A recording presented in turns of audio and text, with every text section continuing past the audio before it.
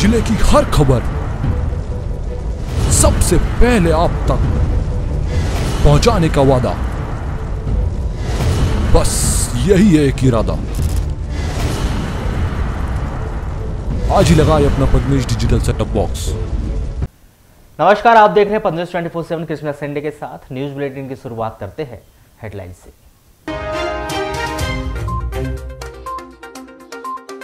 भ्रष्टाचार के आरोप में घिरी 38 करोड़ की जल आवर्धन योजना की 16 दिन बीत जाने के बाद भी नहीं हुई जांच पूरी। दुर्लभ वन्य प्राणी पेंगोलिन की तस्करी के मामले में 6 आरोपी को वन विभाग ने किया गिरफ्तार, भेजा गया जेल।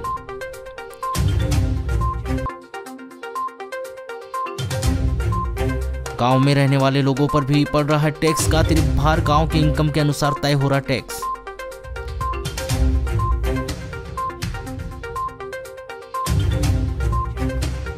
होली के लिए गुलजार हुए बाजार, दुकानदारों को ग्राहकों का इंतजार।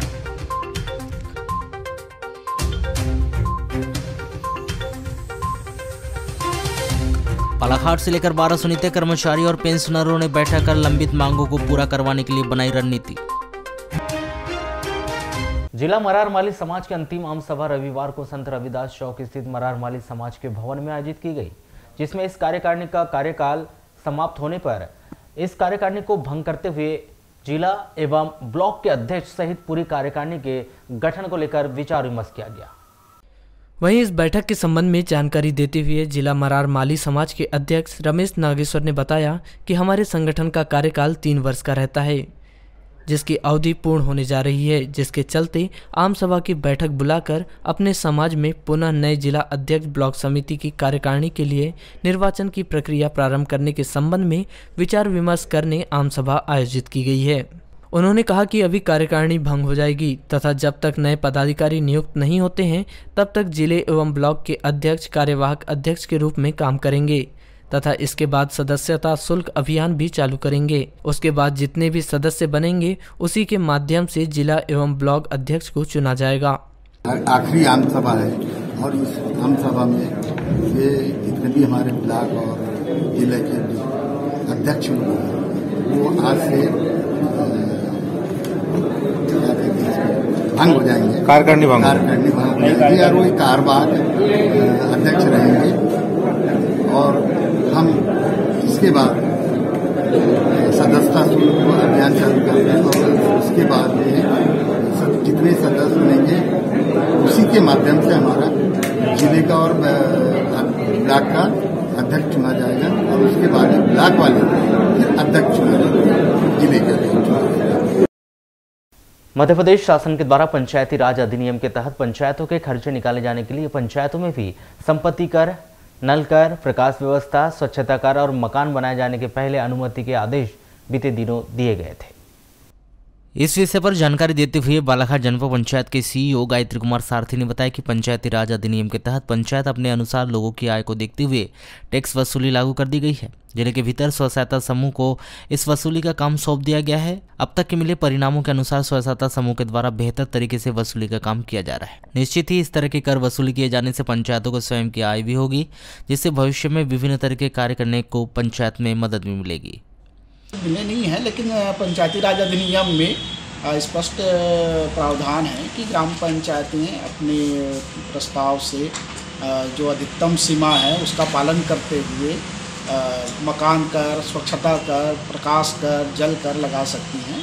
और बालाघाट जिला में एक अभिनव प्रयास किया जा रहा है कि समूहों के माध्यम से ये जितने प्रकार के कर हैं, चाहे वो संपत्ति कर हो या प्रकाश कर हो या जल कर हो या स्वच्छता कर हो, ये ग्राम पंचायतें वसूल करना शुरू कर दी हैं और एक बढ़िया इसका परिणाम भी मिल रहा है कि पहले की तुलना में ज़्यादा कर पंचायतों को वसूल करके समूह वाले दे रहे हैं। आपको बता दें कि जिले के भीतर टैक्स वसूली किए जाने का पूर्व में विरोध किया गया था, लेकिन वर्तमान समय में बहुत सी पंचायतों में टैक्स वसूली का काम शुरू हो चुका है। इस दौरान इस बात का ध्यान रखा जा रहा है कि किस गांव में किस तरह से लोगों की अर्थव्यवस्था और किस तरह से लोगों से टैक्स लिया जाना है, जिससे टैक्स लोगों पर आर्थिक बोझ न बने, जिस कारण भी लोगों के द्वारा टैक्स जमा किया जा रहा है। हालांकि अब तक इसके आंकड़े जारी नहीं किए गए। आगामी दिनों में जैसे ही आंकड़े जारी किए जाएंगे उसके आधार पर पता चलेगा कि ग्रामीण क्षेत्रों में कितने प्रतिशत टैक्स लोग भरने में रुचि दिखा रहे हैं, क्योंकि यह कहना अतिशयोक्ति नहीं होगी कि अच्छी आय वाले शहर में रहने वाले लोग तक टैक्स जमा करने में बेहद ही कोताही बरत रहे हैं, जिसकी वानगी जिला मुख्यालय नगरपालिका बालाघाट में दिखाई दे रही है। बीते वर्ष जारी किए गए आंकड़ों के अनुसार लगभग 7 करोड़ रुपए वसूली बाकी। नतीजा विकास कार्य अधर में अटके हुए हैं, जनता परेशान है और प्रशासन खामोश। रंगों के महापर्व होली को अब महज 4 दिन शेष बचे हैं। रंगों के इस पर्व को अनकरीब देखते हुए जिला मुख्यालय सहित अन्य ग्रामीण अंचलों में पर्व की तैयारियां शुरू हो चुकी है। पर्व विशेष पर नगर का बाजार एक बार फिर से गुलजार हो गया है, जहां विभिन्न प्रकार के रंग, गुलाल, तरह तरह की पिचकारी, बताशे और गांठियां, मालाओं से दुकानें सजने लगी है। वहीं पर्व विशेष पर नगर का बाजार एक बार फिर से गुलजार हो गया है, जहां विभिन्न प्रकार के रंग, गुलाल, तरह तरह की पिचकारियां, बतासे और गाठी मालाओं से दुकानें सजने लगी है। रंगों के इस त्योहार पर 20% तक महंगाई का असर साफ देखा जा रहा है, जहां होली में उपयोग आने वाली समस्त सामग्रियां पिछले वर्ष की तुलना में महंगी बेची जा रही है, जिसकी प्रमुख वजह उत्पादन में कमी, ट्रांसपोर्टिंग और कच्चे मटेरियल का महंगा होना बताया जा रहा है। नगर के विभिन्न स्थानों में लगी यह दुकानें लोगों को अपनी ओर आकर्षित तो कर रही है, लेकिन बतासे और गाठिया माला को छोड़कर रंग, गुलाल, पिचकारी सहित अन्य दुकानों में फिलहाल ठंडा कारोबार नजर आ रहा है। जिले भर में रंगों का यह महापर्व हर्षोल्लास के साथ मनाया जाएगा, जहां 17 मार्च को होलिका दहन के साथ इस पर्व की शुरुआत होगी। वहीं 18 मार्च को जिले भर में धुरेड़ी पर्व मनाया जाएगा। बाइट। अभी तो थोड़ा सा मार्केट स्लो चल रहा है, अब आगे अभी 4-5 दिन बचे हैं, उसमें समझ में आएगा कैसा क्या होता है। बात अगर महंगाई की करें तो पिछले वर्ष की तुलना में इस वर्ष कितना लग रहा है? 15 से 20% थोड़ा रेट इसका बढ़ा है। कौन कौन सी चीज़ों में बढ़ा है जी? कौन कौन सी चीज़ों में बढ़ा है? पंप वाली पिचकारियाँ हैं, थोड़े बहुत गुलालों में रेट बढ़े हैं और रंग में थोड़े बहुत बढ़े हैं, और अपने क्या बोलते हैं टोपियों में और मुकुट वगैरह में भी थोड़े थोड़े रेट का डिफरेंस पहले से अभी में थोड़ा बहुत। 2 दिनों से जारी कड़ी मशक्कत के बाद आखिरकार पादरीगंज के बैनगंगा नदी में डूबे बालक का शव घटना के तीसरे दिन बरामद कर लिया है, जहां इस शव को बरामद करने में बालाघाट, जबलपुर होमगार्ड और एसडीआरएफ टीम को सफलता मिली, जहां दोनों ही टीम के द्वारा किए गए संयुक्त रेस्क्यू ऑपरेशन में रविवार सुबह 8 बजे मंडला पाटाशिहोर ग्राम पाथर निवासी 17 वर्षीय नयन सिंह पिता बसंत अहिरवार का शव बरामद कर चांगोटोला पुलिस के सुपुर्द कर दिया गया है। आपको बताएं कि नयन सिंह कक्षा 12वीं का छात्र था, जो नैनपुर के हॉस्टल में रहकर पढ़ाई करता था, जो 11 मार्च दिन शुक्रवार को बोर्ड परीक्षा के बाद अपने 7 दोस्तों के साथ पिकनिक मनाने के लिए बैनगंगा नदी गया था। इस दौरान सभी युवकों ने नदी के पानी में नहाने की सोचा और वे पादरीगंज बैनगंगा नदी के किनारे नहाने लगे। इसी दौरान नयन सिंह नहाते नहाते गहरे पानी में चला गया, जो बाहर नहीं निकल सका। जहां पानी अधिक गहरा होने के चलते नयन सिंह उसमें डूब गया, जिसके बाद बालाघाट और जबलपुर की टीम के द्वारा बैनगंगा नदी में सर्च ऑपरेशन चलाकर नयन सिंह को बाहर निकालने की कोशिश की गई, लेकिन भारी मशक्कत के बाद 13 मार्च को सुबह चलाए गए सर्च ऑपरेशन में नयन सिंह का शव नदी से बाहर निकाला गया। दिनांक 11 तारीख से एक बालक की डूबने की सूचना पर यहाँ कंटिन्यू रेस्क्यू कार्य चलता रहा है, और आज 2 दिन बाद डेड बॉडी ये गहरे नदी में बॉडी ऊपर आ जाने पर एसडीआरएफ की टीम, होमगार्ड की टीम के द्वारा डेड बॉडी रिकवर कर लिया गया है। कल हमको जैसे ही सूचना मिली कि बालाघाट के अंतर्गत बैन गंगा नदी में एक 17 वर्षीय बालक डूब गया है, इसकी सूचना पर तुरंत एसडीआरएफ जबलपुर की टीम एवं बालाघाट की टीम पहले से लगी हुई थी। दोनों ने तुरंत कार्रवाई करते हुए कल सघन तलाशी अभियान जारी किया। उसके पश्चात कल हमको उसमें सफलता नहीं मिली। उसके दूसरे दिन हमें आज सुबह हमारे गोताखोरों द्वारा और हमारे तैराकों द्वारा इस बॉडी को सर्च कर लिया गया। बीते दिनों से लोगों में एक बार फिर पेट्रोलियम पदार्थ के रेट बढ़ने को लेकर चर्चाएं और अफवाहों का दौर बड़ी तेजी से चल रहा है। इस बीच लोगों को चिंता सता रही है कि फिर पेट्रोल के दाम बढ़े तो महंगाई और अधिक बढ़ जाएगी।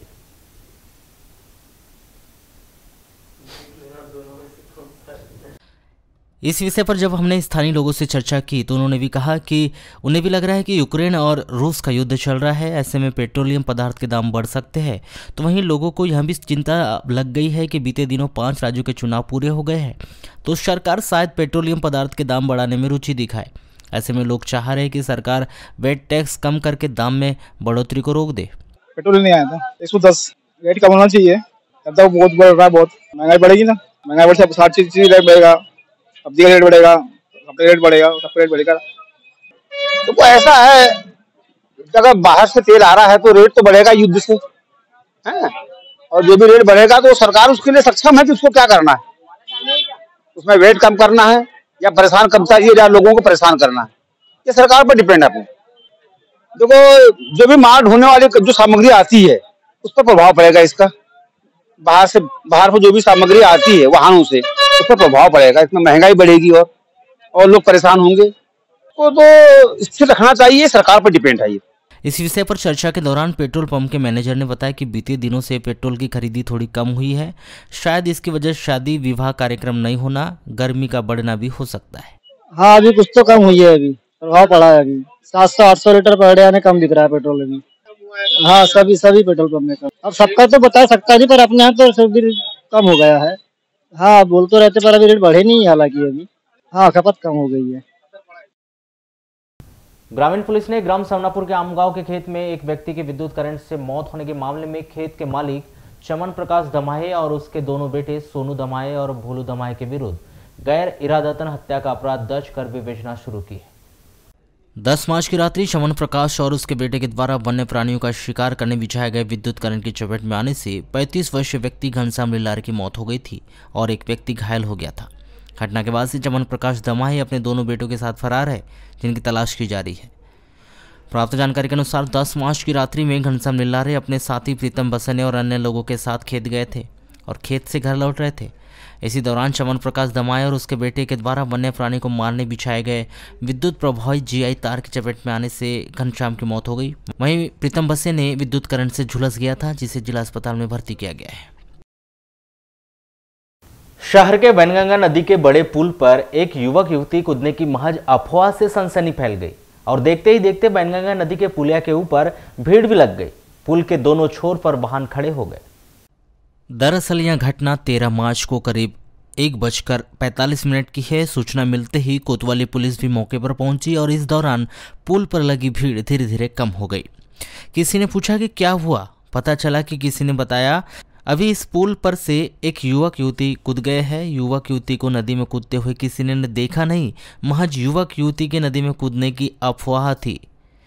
कोई गायखुरी की घटना को लेकर बोल रहा था तो कुछ दिन पहले गायखुरी में लालबर्रा क्षेत्र के एक युवक युवती ने नदी में कूदकर आत्महत्या की, किंतु पुलिया पर खड़े लोगों ने वैनगंगा नदी के बड़े पुल से युवक युवती के कूदने के संबंध में बताया कि सिर्फ सुनने को मिला कि नदी में एक युवक युवती कूद गए हैं। आपको बताया कि 8 मार्च को लालबर्रा क्षेत्र के एक युवक युवती ने ग्राम गायखुरी के समीप वैनगंगा नदी में कूदकर आत्महत्या की थी। अभी इस मामले की जांच की जा रही है। बैयर पुलिस ने 5 दिन से लापता युवक की लाश ग्राम भिलेवानी और सरेका के बीच खेत से संदिग्ध स्थिति में बरामद की। यह युवक चंद्रशेखर उइके उम्र 24 वर्ष ग्राम चारटोला कुर्जा थाना परसवाड़ा निवासी है। इस युवक की हत्या की गई है या फिर किसी अन्य वजह से मौत हुई है, यह स्पष्ट नहीं हो पाया है। आगे जांच बैयर पुलिस के द्वारा की जा रही है। प्राप्त जानकारी के अनुसार 8 मार्च को यह युवक चंद्रशेखर उइके मोटरसाइकिल में ग्राम जामुनटोला शादी में आया था और उसी दिन रात से चंद्रशेखर गायब हो गया था। इस संबंध में उसके परिजनों ने पुलिस थाने में गुम होने की रिपोर्ट दर्ज की थी। पतासाजी के दौरान 13 मार्च को ग्राम सरेखा और भिलेवानी के बीच खेत में एक युवक की लाश देखी गई। लाश अधिक दिन की होने से खराब हो चुकी थी।